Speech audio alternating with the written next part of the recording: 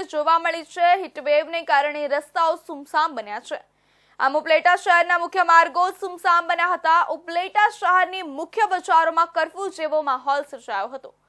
રાજકોટ જિલ્લામાં 7 થી 10 એપ્રિલ સુધીમાં હીટવેવ જારી રહેવાની આગાહી વ્યક્ત કરવા સાથે જિલ્લામાં યલો એલર્ટ જાહેર કરાયું છે। એપ્રિલ મહિનો શરૂ થતાં જ ગરમીએ કરંટ બતાવવાનું શરૂ કરી દીધું છે। ગુજરાતમાં ગરમીનો પારો રોજે રોજ ઊંચો થઈ રહ્યો છે। અત્યારે એ હાલ છે કે દેશમાં સૌથી વધુ ગરમી ગુજરાતમાં પડી રહી છે।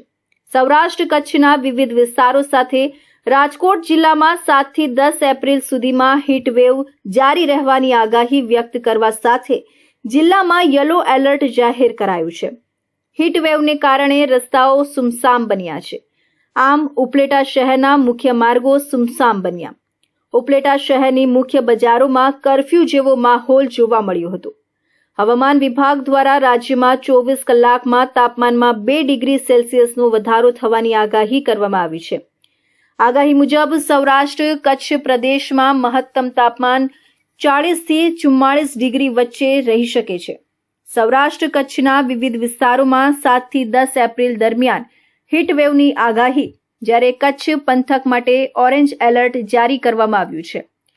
રાજકોટ જિલ્લામાં પણ ગરમી વધવા સામે હીટવેવની આગાહી કરવામાં આવી છે અને જિલ્લા માટે યલો એલર્ટ પણ જારી કરાયું છે। હવામાન વિભાગ દ્વારા આગામી 10 એપ્રિલ સુધી રાજ્યમાં હવામાનની આગાહી કરવામાં આવી છે, જે મુજબ 8 એપ્રિલ સુધી કચ્છમાં સિવિયર હીટવેવ યથાવત રહેશે। ઉપરાંત ઉત્તર ગુજરાતમાં પણ આગામી 4 દિવસ હીટવેવ યથાવત રહેશે।